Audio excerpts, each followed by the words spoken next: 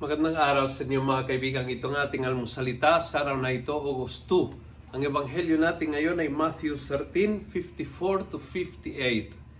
Sabi ng ebanghelyo, He went to his hometown and taught the people in their synagogue.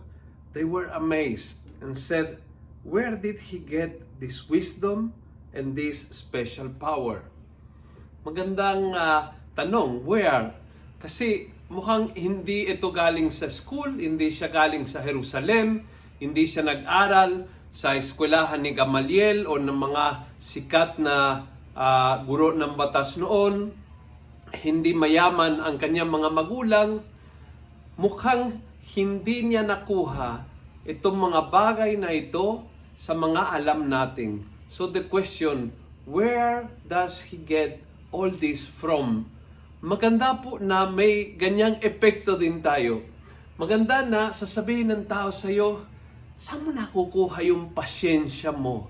Kasi talaga kung ako'y nasa lugar mo, punong-puno na ako sa ginagawa ng mga kamag-anak mo. Pero where do you get your patience? Or where do you get the smile? May pinagdaraanan ka ng mabigat. Alam ko ang iyong problema. Dumadaan ka sa cancer treatment, halimbawa, and yet you are smiling. Where do you get that smile? Maganda po na kapag tayo ay nakita ng mga tao, nagulat na mayroon tayong something na definitely hindi galing sa ating likas na lakas o kayamanan, hindi galing sa ating kapaligiran, hindi galing sa ating pamilya, and we'll let them thinking, where does he get that?